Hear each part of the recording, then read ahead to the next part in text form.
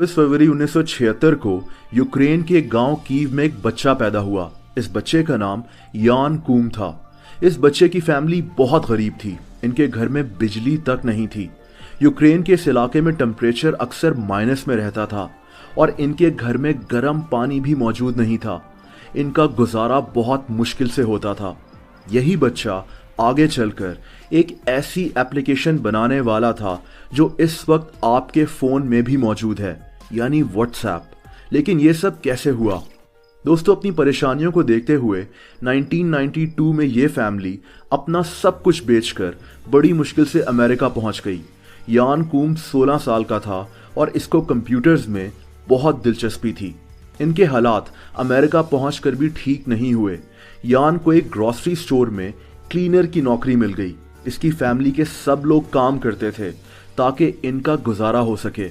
बहुत जल्द इन पर एक और मुसीबत आ गई।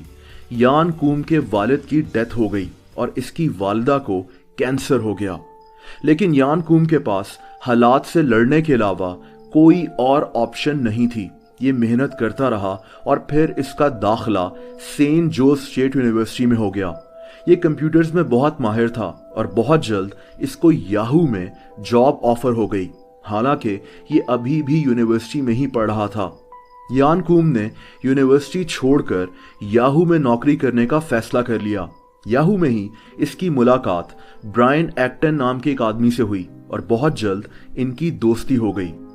2000 में यान की वालदा की भी डेथ हो गई और यान कूम बिल्कुल अकेला पड़ गया। ये अपना ज्यादातर वक्त अपने दोस्त ब्रायन एक्टन के साथ ही गुजारना शुरू हो गया।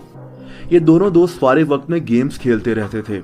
इन दोनों ने अगले 9 साल तक याहू के लिए ही काम किया और 2007 में दोनों ने याहू की नौकरी छोड़ दी। इन्होंने फैसला किया कि अगले 1 साल तक ये कोई काम नहीं करेंगे और सिर्फ दुनिया घूमेंगे।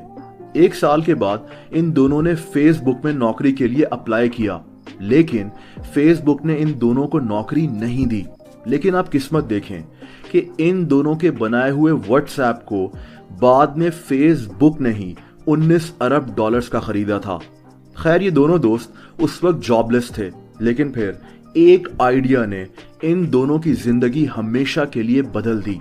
दोस्तों, हुआ कुछ यूं कि जनवरी 2009 में यान कूम ने आईफोन खरीदा। उस वक्त आईफोन का ऐप स्टोर बहुत सारी नई एप्लीकेशंस लॉन्च करने वाला था और यहीं से यान कूम के जहन में एक आइडिया आया। इसने सोचा कि क्यों ना एक ऐसी एप्लीकेशन बनाई जाए जिसके जरिए लोग एक दूसरे से बात कर सकें। इस पर एड्स भी ना चलें, ना ही लॉगिन करने की जरूरत पड़े और ये इस्तेमाल करने में भी आसान हो, यानी व्हाट्सएप। ये आइडिया यान कूम का था जो इसने अपने दोस्त ब्रायन एक्टन से शेयर किया। 24 फरवरी 2009 को यान ने इसका नाम व्हाट्सएप रख दिया। इसी दिन इसकी बर्थडे भी थी। शुरू में व्हाट्सएप क्रैश हो जाया करता था, यहां तक कि यान कूम व्हाट्सएप से मायूस हो चुका था। लेकिन इसके दोस्त ब्रायन एक्टन ने इसका हौसला बढ़ा कर रखा।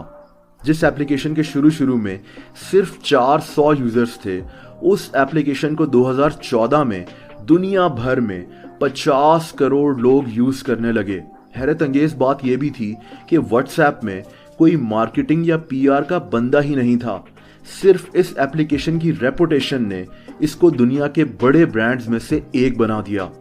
दोस्तों, जैसा कि मैंने आपको बताया कि आप किस्मत देखें, जिस फेसबुक ने इन दोनों दोस्तों को नौकरी देने से इनकार कर दिया था, उसी फेसबुक के मालिक मार्क जकरबर्ग ने इनसे कांटेक्ट किया और व्हाट्सएप खरीदने की पेशकश की और इन दोनों ने 2014 में व्हाट्सएप को 19 अरब डॉलर्स में फेसबुक को बेच दिया।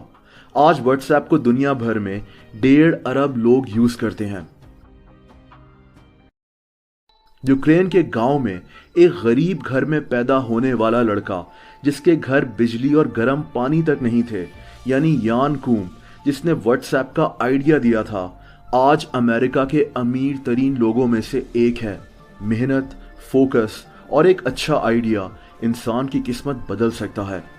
दोस्तों, अगर आप लोग मुझे इंस्टाग्राम पर फॉलो करना चाहते हैं तो उसका लिंक मैंने नीचे डिस्क्रिप्शन में दे दिया है। अगर वीडियो